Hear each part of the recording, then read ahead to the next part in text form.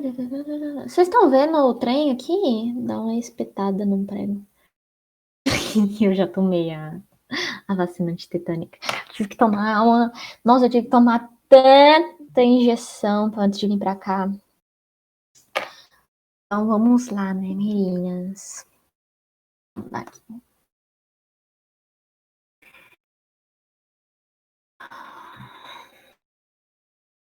Vocês estudaram esse assunto, gente? Como que tá o andamento histórico de vocês? Olá, Andrea. Olá, Laura. Trebal. Oi, Kelly. Toda vez que eu tenho aula no cursinho, depois eu escuto Kelly Key, em homenagem a você, Kelly. É impossível não escutar você. Eu sempre saio aqui cantando, e o pior que é sério, eu sempre saio cantando alguma música da Kelly Key, eu não sei porquê. Mas vocês podem perguntar pra menina que mora comigo que que é verdade.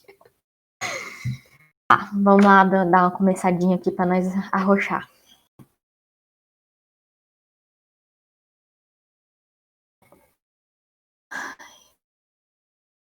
É inspirador, entendeu? Você marca as pessoas. Vamos lá então, gente. A gente vai dar início aqui a um novo período na nossa historiazinha do Brasil. E essa aula não vai. A gente vai. Eu falei na aula passada, né, que a gente tinha começado ali com a Assembleia Constituinte de 23, né, que a Assembleia não é Constituição, nós não temos uma Constituição de 1823, e que a gente ia começar de fato a partir. Na verdade, essa aula tá errada, né? A aula tá errada, Ana Paula. Vocês não me avisam, não? Cadê? Any minute.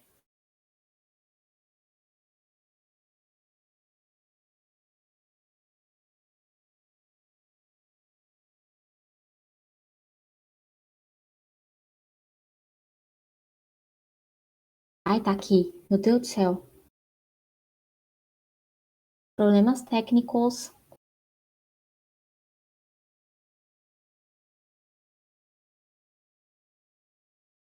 Vocês não me avisam que o trem tá errado, nós ia lá pra... Acho que eu já deixei, tá vendo, gente? Eu já deixei a aulinha de vocês pronta. Tá, vamos compartilhar outra tela.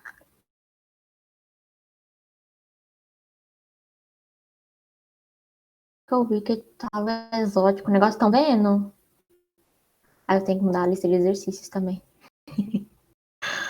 Ai, que fase. Renata. Aqui. Gente, já falei, se eu não ficar louca com esse AD, eu não fico nunca mais na minha vida. Agora sim.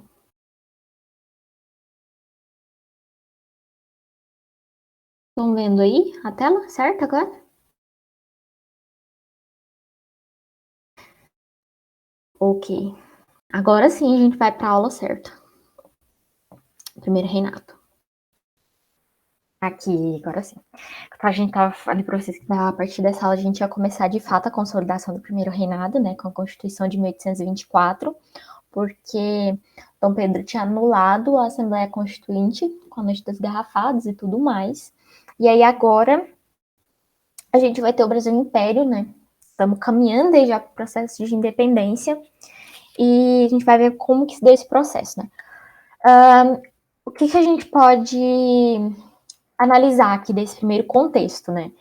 A consolidação do primeiro reinado vai se dar com essa Constituição de 1824. Como disse na última aula, Dom Pedro não curtiu a ideia de que a Assembleia não tivesse consolidado o quarto poder, né? E ele queria o quarto poder porque ele queria comandar. Como eles queriam descentralizar o poder, o Dom Pedro, então, anulou essa Constituição e deu-se, então, a Constituição de 1824. E essa Constituição é outorgada. Dizer que uma Constituição é outorgada quer dizer que ela foi imposta. Não houve uma votação para que aquela Constituição fosse aprovada ou não. Quando uma Constituição é promulgada, houve uma votação e ela não é imposta. ok? Então, essa Constituição é imposta com uma forte participação da elite ascendente do Sudeste, que é a elite cafeeira, que a gente viu que já teve ali, tá formando uns lacinhos ali com o Dom Pedro já na Assembleia Constituinte. Essa aqui nesse período foi a Constituição mais duradoura da história do Brasil, porque ela vai de 24 até 89, que a gente vai ter a Primeira República. Então, essa Constituição vai até lá na Primeira República. Ok? Nesse período que a gente vai ver de 22 até 40, que foi quando a gente ali tinha 1822 ele vai declarar a independência, depois tem a Assembleia Constituinte e tudo mais, a gente vai ter muitos eventos de resistência, né, como a Confederação do Equador, a Guerra da Cisplatina, Balaiada, Sabinada, vários eventos que a gente vai ver mais lá na frente, que vai até a Revolução Farroupilha, né, que a gente vai ver na próxima aula, esses eventos que já vai ali no período regencial, né. Aqui é muito importante a gente ver a estrutura econômica, porque aqui a gente vai ter um evento muito importante que é a quebra do Banco do Brasil, né. Quando o rei voltou para Portugal, o rei Dom João, e voltou ele e a família dele e inúmeros outros membros que queriam sair embora, porque o Brasil era conhecido como Quinto dos Infernos, né? Daí a expressão Quinto dos Infernos. E eles levaram junto o cofre que eles haviam trazido de Portugal, que tinham acumulado mais alguma coisa que eles retornou para Portugal. E isso vai causar, o Brasil já está afundado no meio de uma crise, muitos eventos acontecendo de revolucionários ou de resistência. Juntando tudo isso, temos a quebra do Banco do Brasil, que vai conseguir se recompor daí a alguns anos. Além disso, nós temos a queda do tráfico negreiro, porque a gente vai ter o início da pressão inglesa para que tenha a abolição. A Inglaterra quer a abolição, mas o Brasil quer ir a passos bem curtos, assim, não. Primeiro, o tráfico, né? Por quê? Quando a Inglaterra está em curso a Revolução Industrial, e a gente sabe que a maioria dos Estados Unidos que tinham aquela participação de ir lá buscar escravos e tudo mais. Então, a ideia da Inglaterra era eliminar esse mercado lucrativo que tinha aqui para começar a instaurar o trabalho assalariado, assim como se tinha na Inglaterra, né? Por um salário mísero, né? Um trabalho extremamente explorador, desumano, mas era isso que ela queria impor, porque a partir do momento que você entrega um trabalho assalariado, a pessoa não tem nada para comprar, mas a manufatura tá ali, né? Ela é obrigada a comprar alguma coisa. Então, aqui a gente também começa a ter umas crises também entre Brasil e Portugal. Por quê? Brasil não é mais independente. Não é mais dependente, na verdade, né? Brasil é independente. Brasil cortou relações com Portugal, né? Vocês lembram que o Dom Pedro fez lá o Cúmpra-se, fez o Fico, né? Tudo indo com medidas contrárias ao que Portugal queria.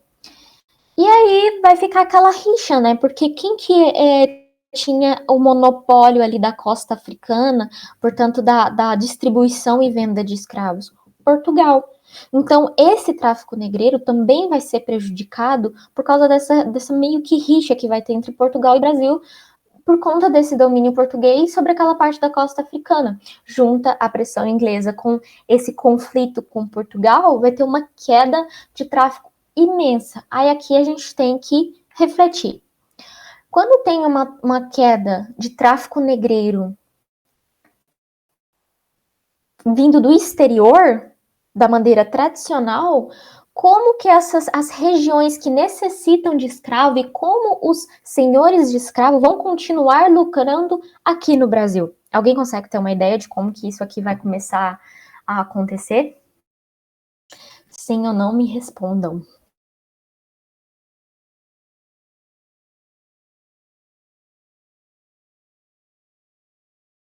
Ó, aqui a gente tem que começar a pensar assim, ó.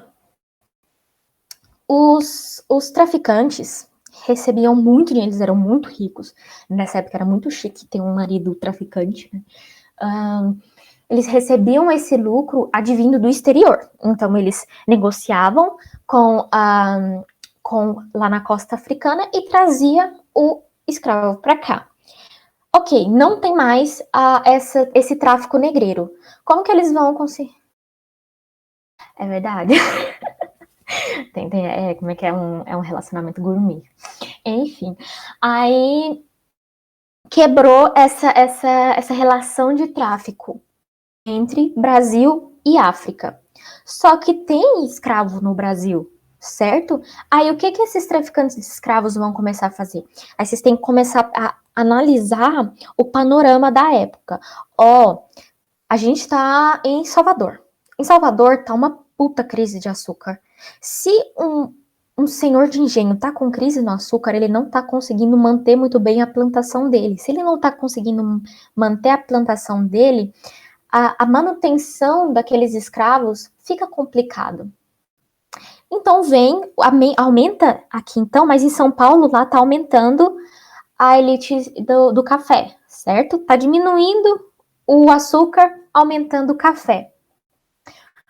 O trabalho do café vai ser assalariado? Nesse momento não, depois a gente vai ver que sim. Então o que acontece? Esse senhor de engenho aqui tá precisando. E o senhor de engenho do Sudeste, né, tá precisando de escravo. E o senhor de engenho do Nordeste está precisando de dinheiro. Então a gente vai aumentar o tráfico interestadual.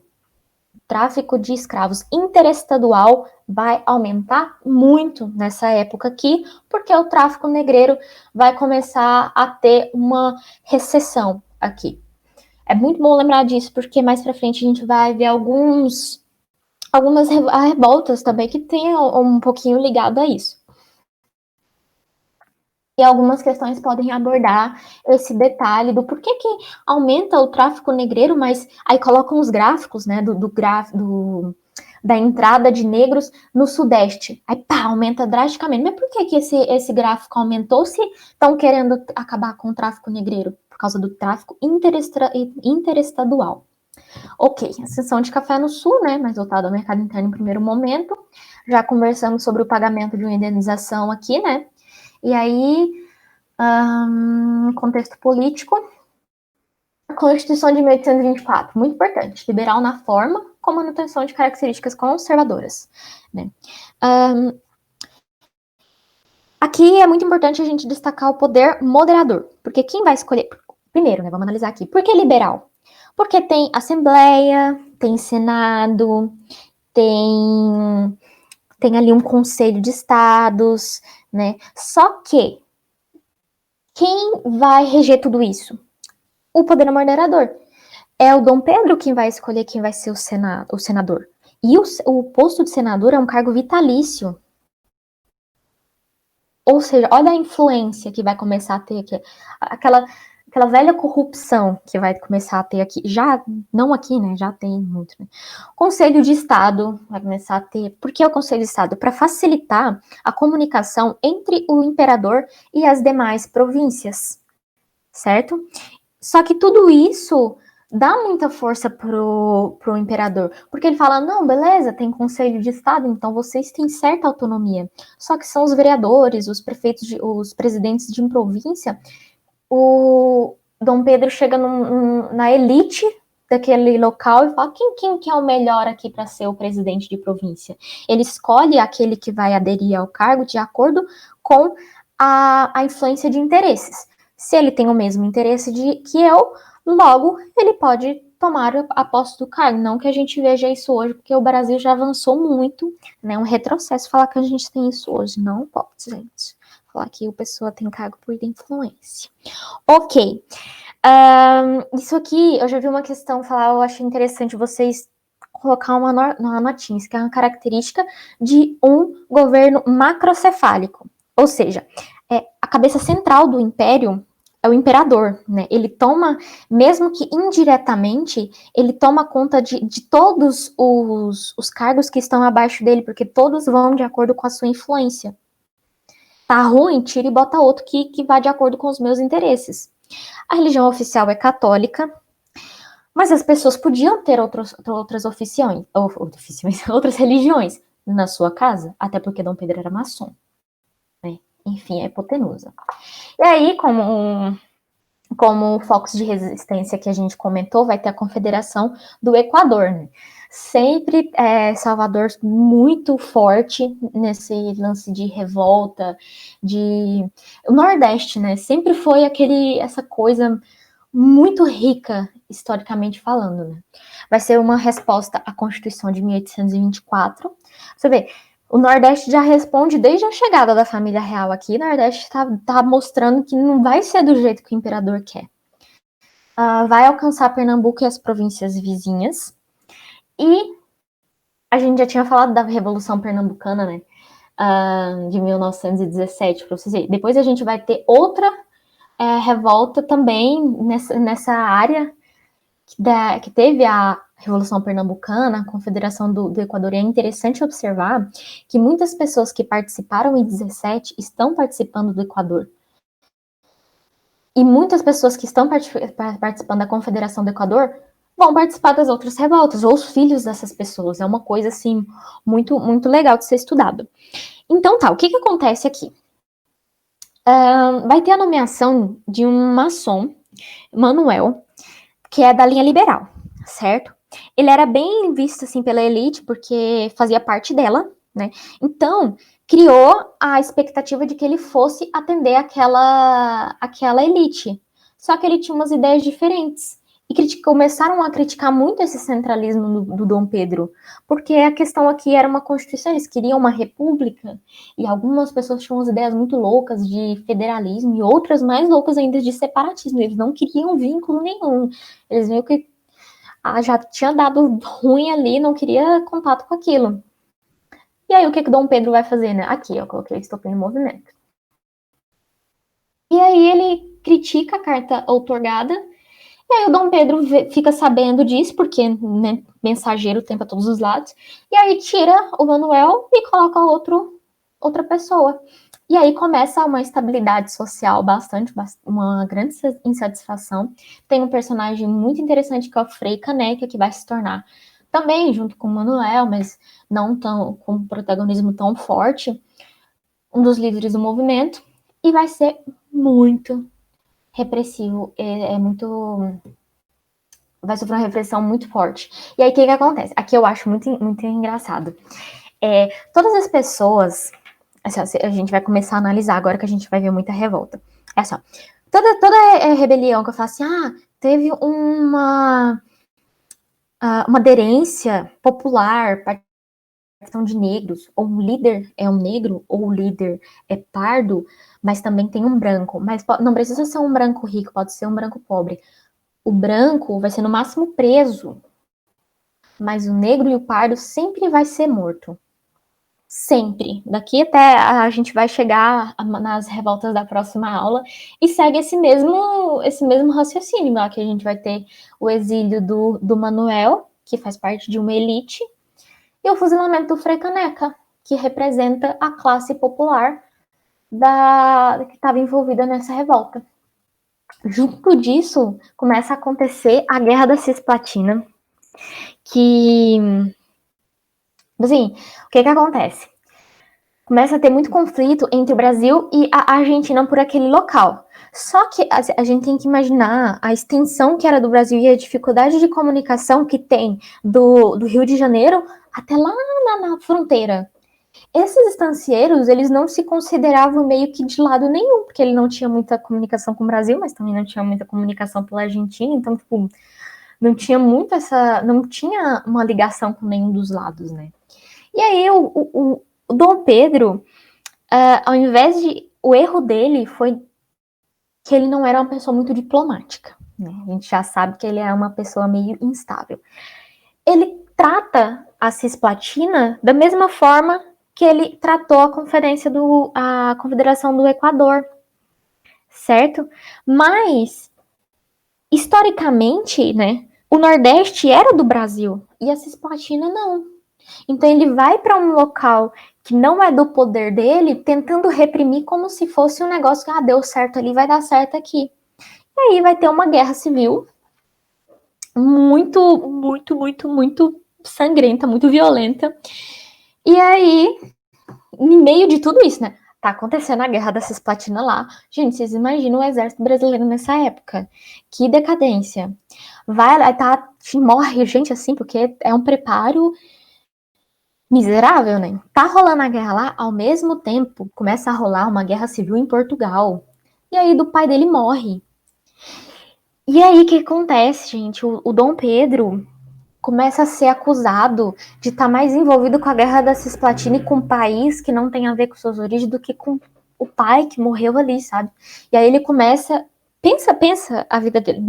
Aí no mesmo período, o pai dele morreu, tá rolando a guerra da Cisplatina. Dom Pedro é birrento. Ele não quer aceitar que tá ruim, sabe? Ele não quer aceitar que tá perdendo.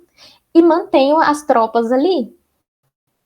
Tá rolando a guerra de Cisplatina, o pai dele morre, começa esses conflitos com a Portugal e Brasil, e aí a Leopoldina morre, a esposa dele morre também. E aí, isso é meio que o estopim, eu acho que. Acho não, né? É o estopim. Porque da renúncia dele, porque ela era muito querida pela corte. Muito, muito, muito querida. Muito desses. Ela que intermediava muito, porque ele não sabia conversar, né? Ele era um bruto. Então, ela que intermediava essa parte mais diplomática, tudo vinha da pessoa dela, né? Então, isso tem um impacto muito grande. E aí, tem um jornal que chama. Ah, eu coloquei aqui, né? Olha só. Tem um jornal. Ai, gente, desculpe. Voltando aqui, ó. Falei pra vocês que tá perdendo, tá perdendo, tá perdendo, né? O alto custo com a manutenção de tropas. E aí tá acontecendo tudo isso com o imperador. Aí o imperador se volta lá pra Portugal e esquece o Brasil. Aí a Inglaterra vê que tudo isso tá acontecendo, daí ela vira pra Dom Pedro e fala assim, meu anjo, te contar um negocinho. Não vai dar certo isso que você tá tentando fazer, sabe? O Brasil já perdeu e tá matando gente à toa. Então, assim, vamos. Brasil fez o que Dom Pedro tinha que ter feito, na verdade, né? Tenta ir lá mediar a situação. A Inglaterra vai conseguir fazer um acordo diplomático.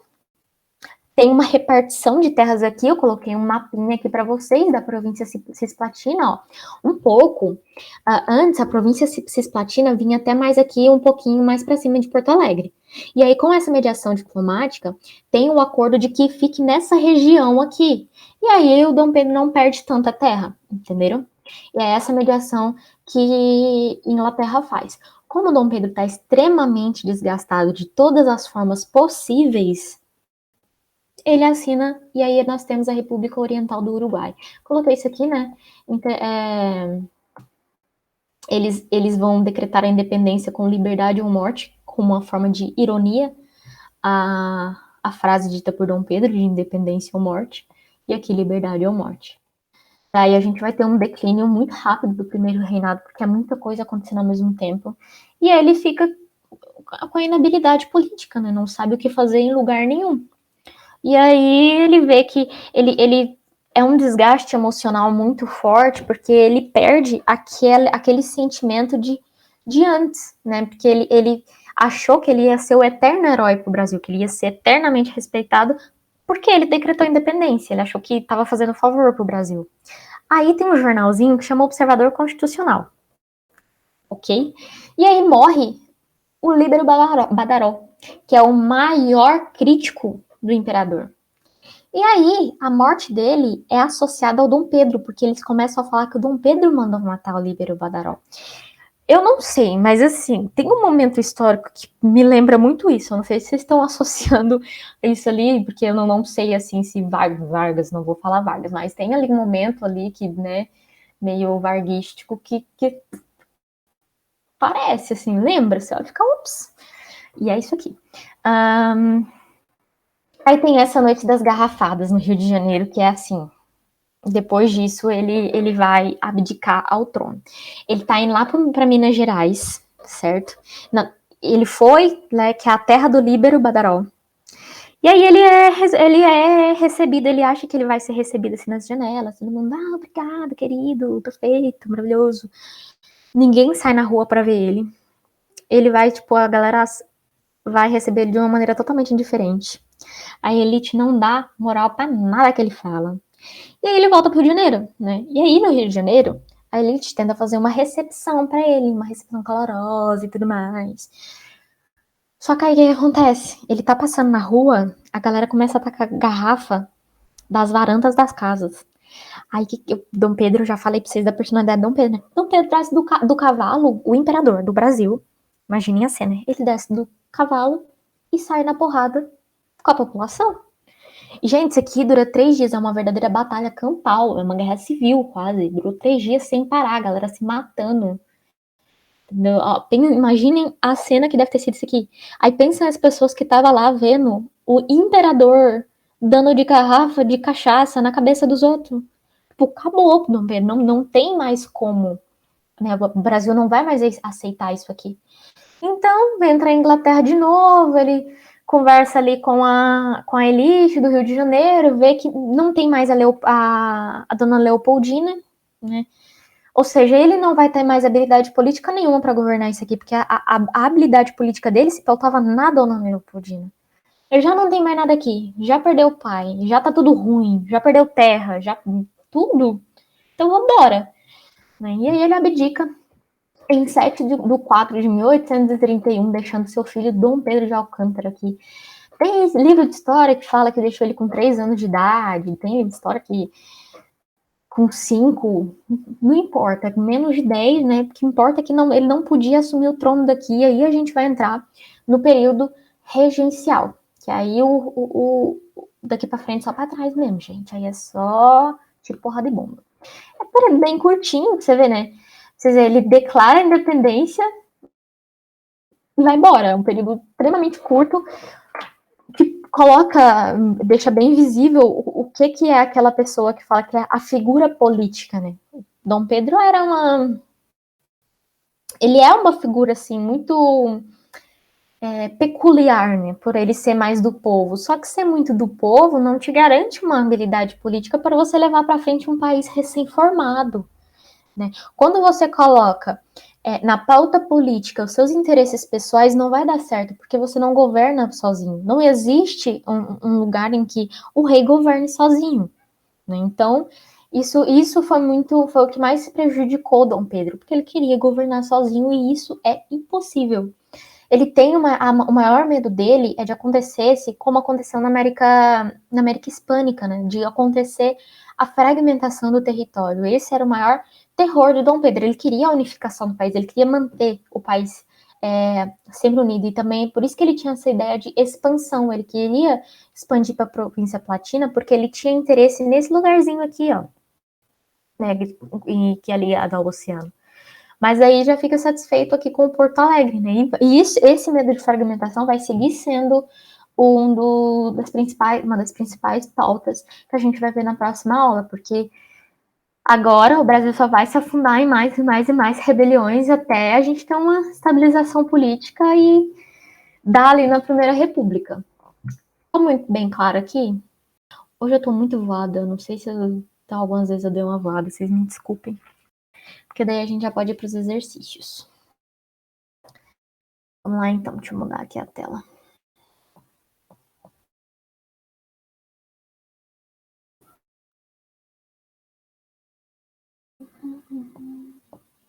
Tô doido pra gente chegar na Guerra do Paraguai, gente. Eu adoro Guerra do Paraguai. Não adoro o fato que ela tenha acontecido, mas é um negócio bacana de se estudar. Vamos lá então começar os exercícios. 2. São excluídos de votar nas assembleias paroquiais 1. Os menores de 25 anos, nos quais não se compreendam os casados e oficiais militares que forem maiores de 21 anos, os bacharéis formados e clérigos de ordens sacras. 4. Os religiosos e quaisquer que vivam em comunidade claustral. 5. Os que não tiverem de renda líquida anual 100 mil réis por bens de raiz, indústria, comércio ou empregos. Constituição Política do Império do Brasil de 1824. Isso aqui não era para ter ficado aqui, era para ter para baixo. A legislação expede os conflitos políticos e sociais do contexto histórico de sua formulação. A Constituição de 1824 regulamentou o direito de voto dos cidadãos brasileiros com o objetivo de garantir a o fim da inspiração liberal sobre a estrutura política brasileira, B. A ampliação do direito de voto para a maioria dos brasileiros nascidos livres. C. A concentração de poderes na região produtora de café, o Sudeste brasileiro. D. O controle do poder político nas mãos dos grandes proprietários e comerciantes. E. A diminuição da interferência da Igreja Católica nas decisões político-administrativas.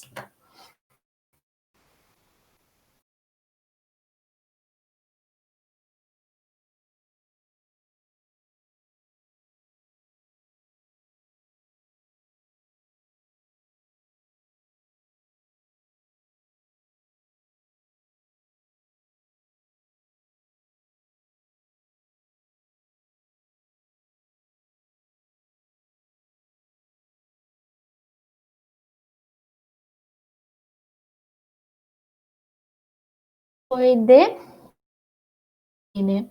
O fim da inspiração liberal sobre a estrutura política brasileira, não, ele estava tentando gabelar todo mundo, né? Que aqui, como é que funcionava essas assembleias paroquiais, né? Essa assembleia paroquial na província, né? Aí era assim. Uma galera que tinha um pouco de dinheiro, eu vou tentar falar nessas palavras para ver se faz sentido, né? Vamos supor que em Araranguá tem os comerciantes, certo?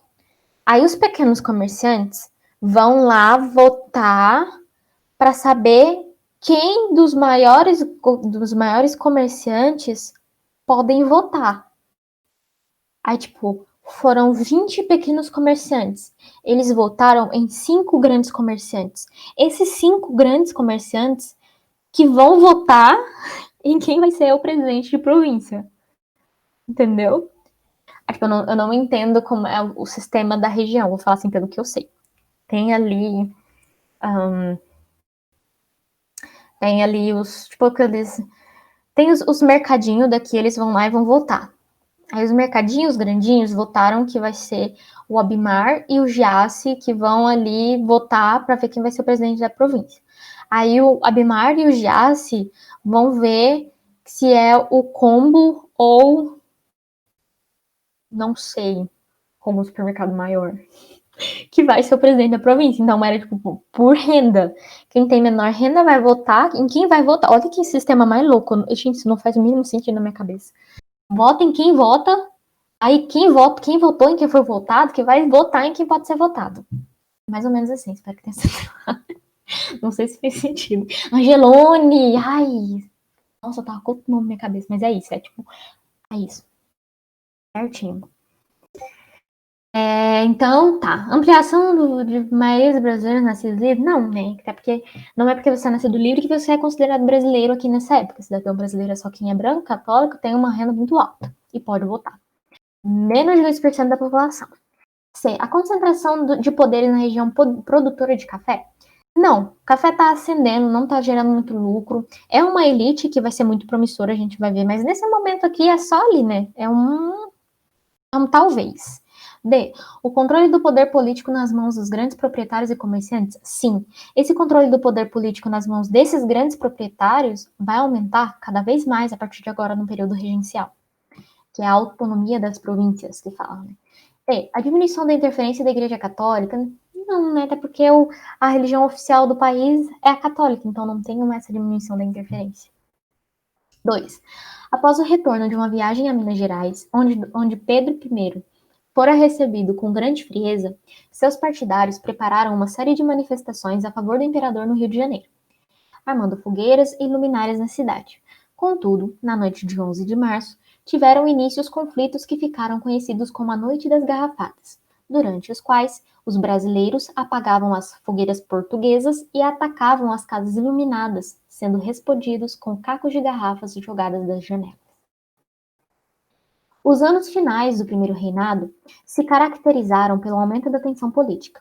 Nesse sentido, a análise dos episódios descritos em Minas Gerais e no Rio de Janeiro revela a. Estímulos ao racismo. B. Apoio ao xenofobismo. C. Críticas ao federalismo. D. Repúdio ao republicanismo.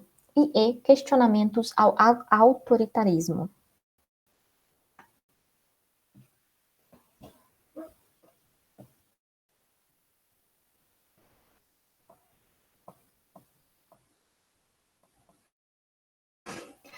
Ai, menina do céu, lá eu moro aqui perto do Angelone. Gente, eu lembro que quando eu cheguei aqui, eu achava chique demais falar Angelone. É um nome que eu nunca vi, porque pra lá não tem esses trem, né? Pra lá é Extra, Bretas, Extra, o Carrefour. Ah, Carrefour tá vai mesmo. Tinha o Macro.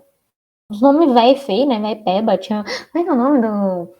Era o Extra, o Bretas. Sim, menino. Não tem uma água que seja barata nesse mercado. Ah, lá em Goiânia tem o Pão de Açúcar, que é o Angelone lá em Goiânia. Pão de Açúcar tem o Leve também. Ô, Richelle, cadê o trenzinho aqui, ó? Para os meninos responder.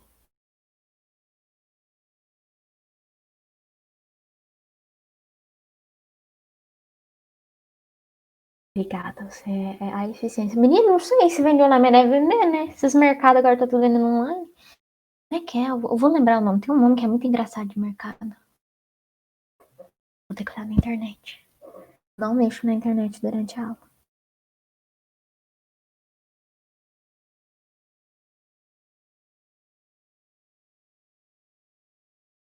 Meu Deus, eu estou perdendo minhas raízes.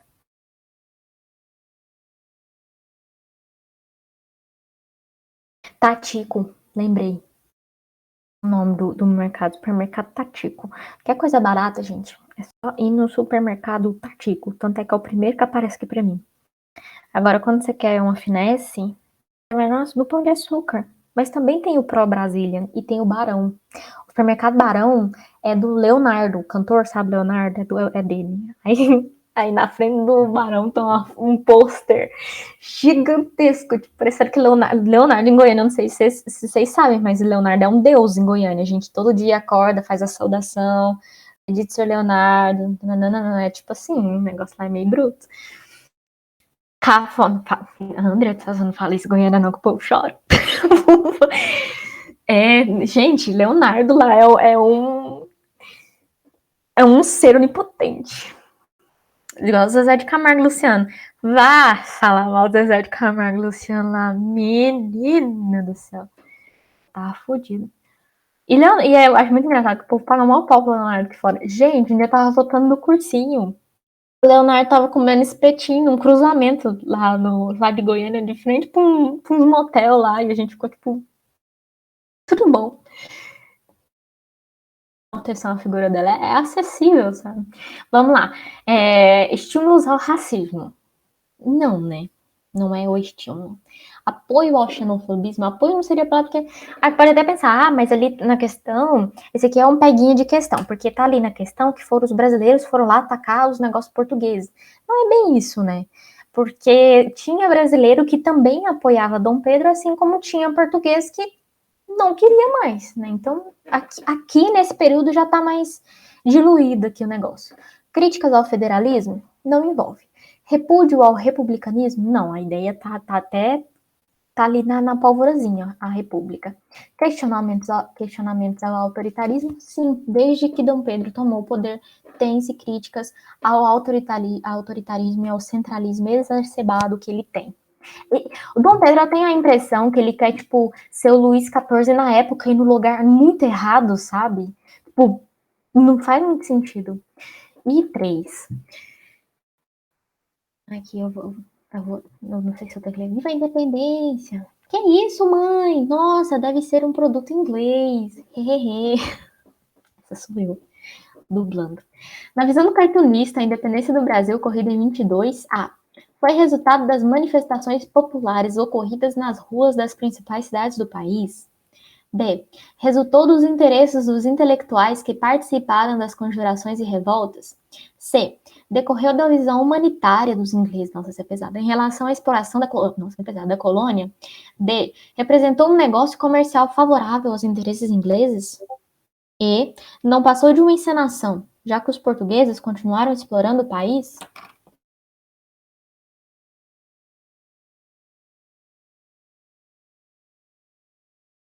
Não, Richelle, no 7 de setembro a gente canta Evidências. O hino de Goiás é Evidências. Respeita a nossa história. É o amor, a gente canta Não sei, todos os dias é dia de cantar o amor.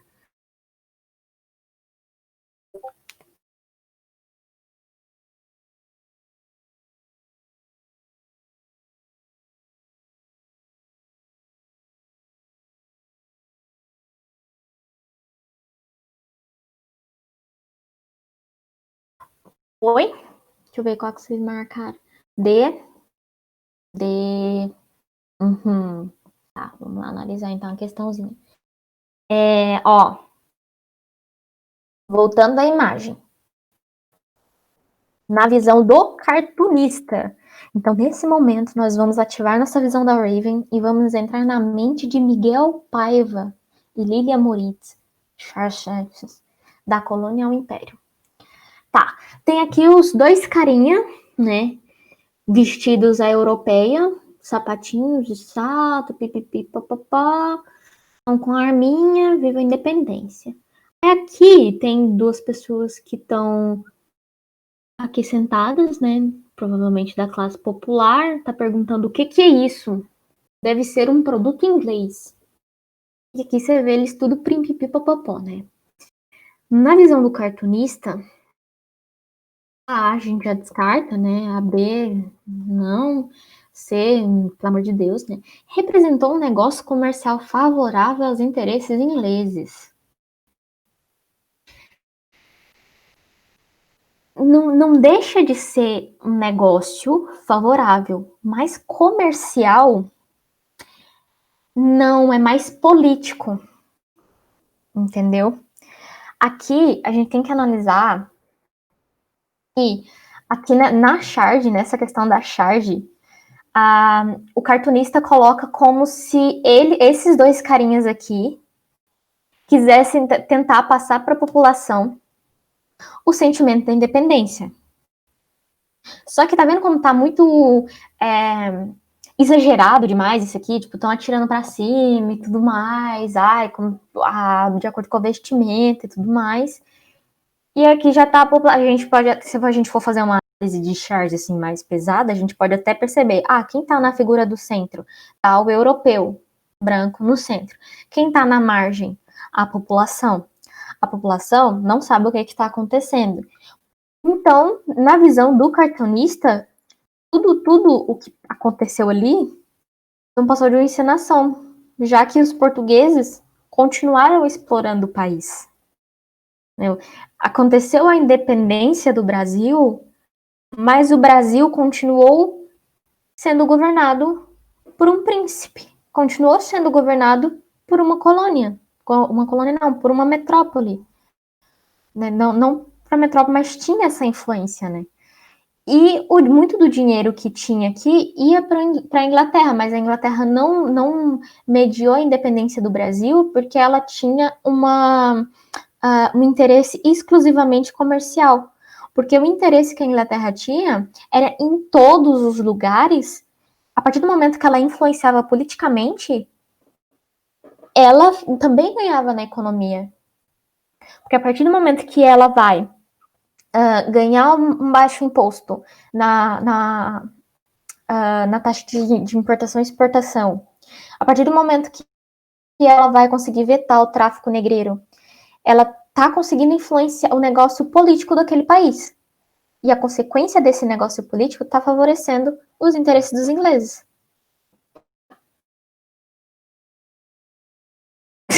O negócio ficou meio claro? Não sei se ficou claro. Eu achei essa questão bem. Não vou falar palavrão, mas acho bem cuzona. Porque não tá errado, só que você tem que interpretar o que o Miguel quer passar. Análise de charge é até um negócio que eu quero conversar com vocês pra gente ver se a gente não faz uma aula à parte só de análise de charge de imagem, porque tem umas aí que se... Muito obrigada. Laura Pereira Januário está digitando. A primeira vez que eu li seu nome, eu achei que era Laura Pereira Janeiro. Eu acho que eu tava drogada nesse dia, não sei. Mas eu achei muito legal. Caralho. Queria que eu fosse na pauta. Varinx Março. Vamos lá. 4. Sobre o primeiro reinado brasileiro, é correto afirmar que 1. O rápido crescimento econômico do país após a independência, baseado na consolidação do café como principal produto nacional de exportação, garantiu a estabilidade política que caracterizou o reinado de Dom Pedro I. 2. Ao estabelecer o sufrágio censitário, a primeira Constituição brasileira, promulgada em 1824, sustentava a tese liberal de que todos os homens nascem livres e iguais. 4. A Confederação do Equador, que eclodiu no Nordeste em 1824, foi um movimento revolucionário de tendência liberal, separatista e republicana. 8.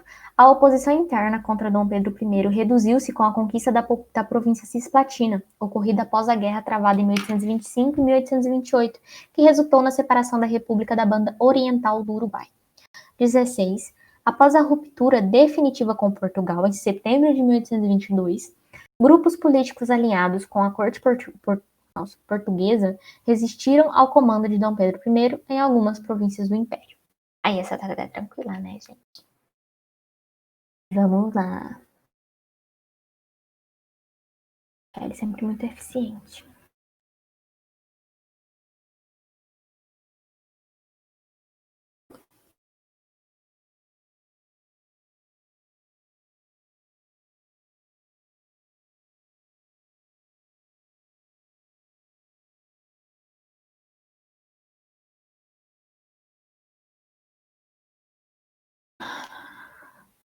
A B seria a 2, né?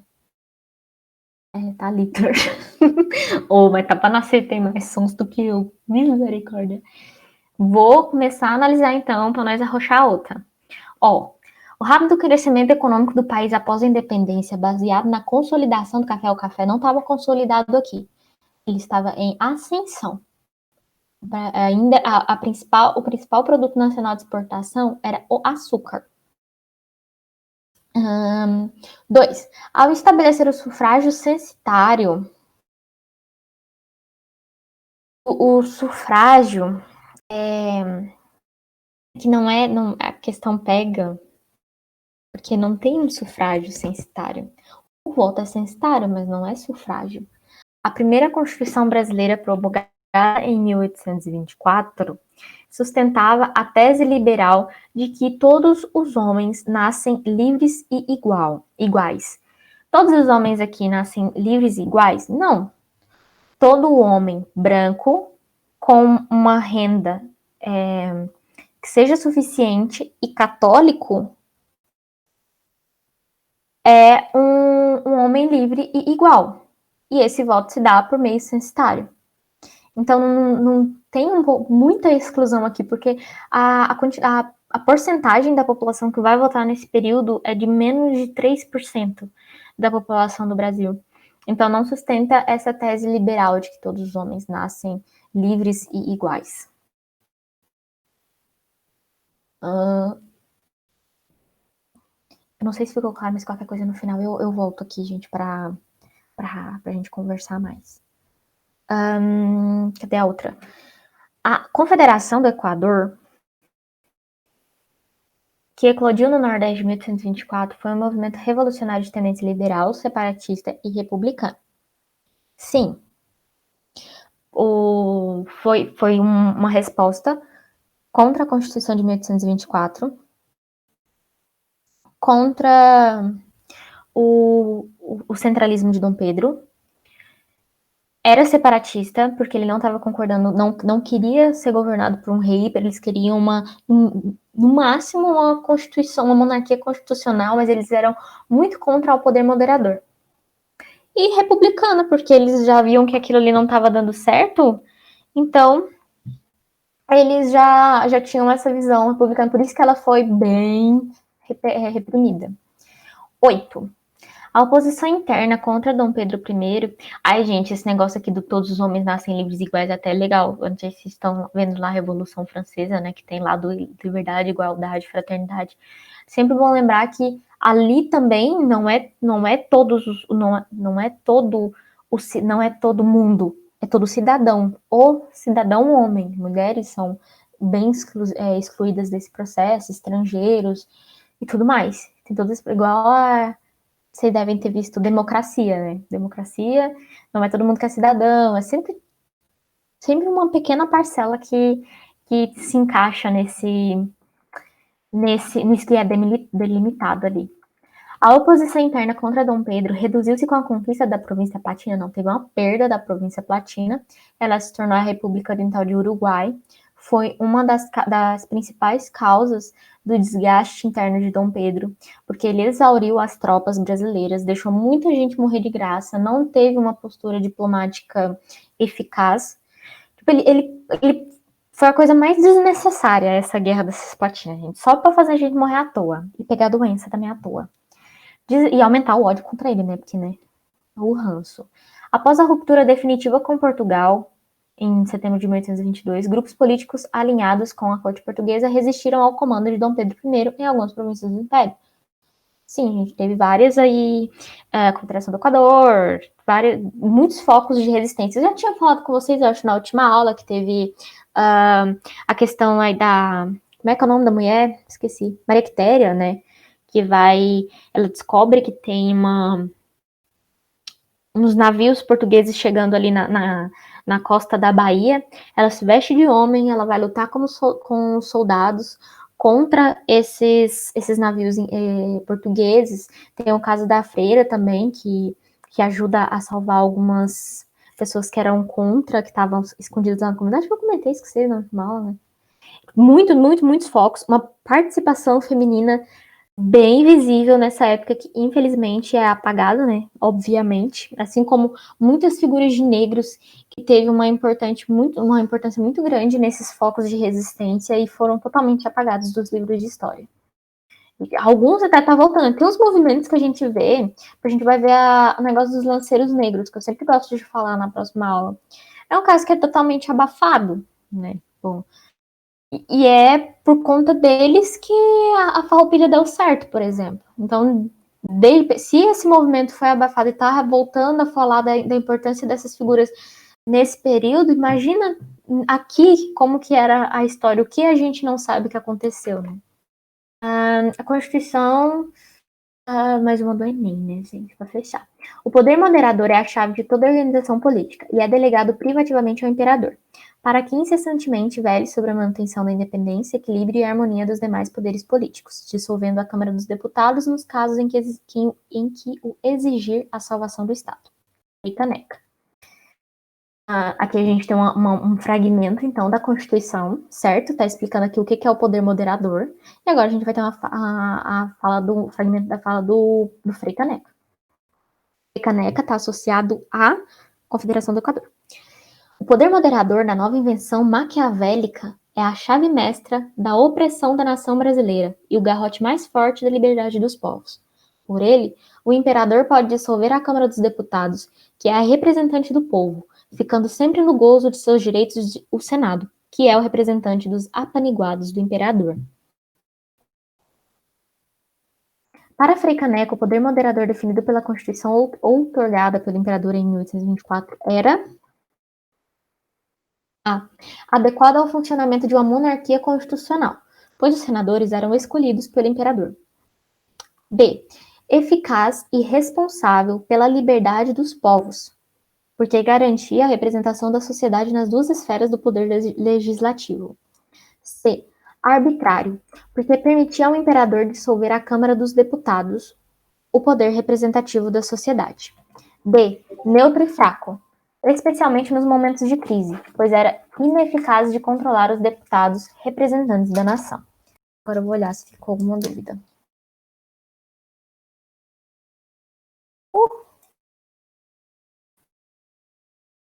Hein?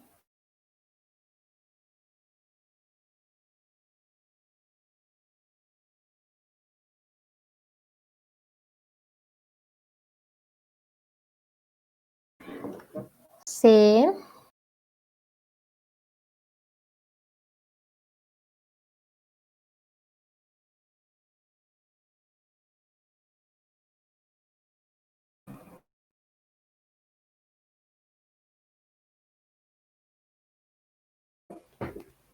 Todos de C.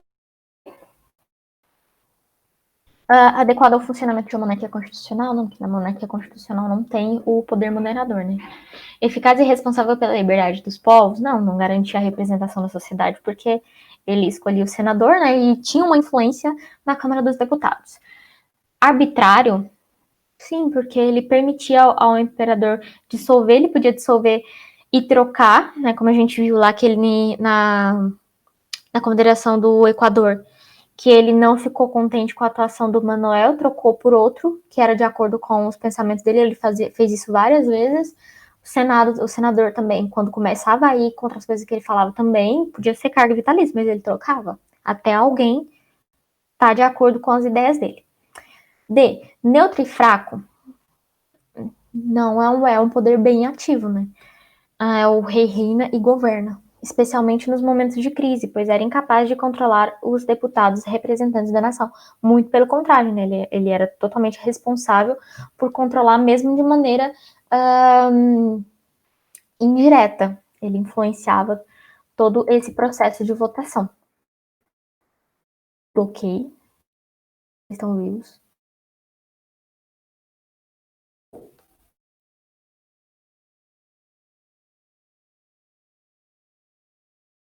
Fechamos então essa parte. Eu mandei meu pé na mesa. Agora, dar uma pausinha aí para vocês, né? Enquanto o professor já chegou. Oi, professor de história. Na próxima aula a gente vai começar com o período regencial. E aí também é um período que vai ter muita coisa. E qualquer dúvida, me chamem pra gente conversar melhor sobre as dúvidas de vocês. E boa semaninha, gente. Se cuidem.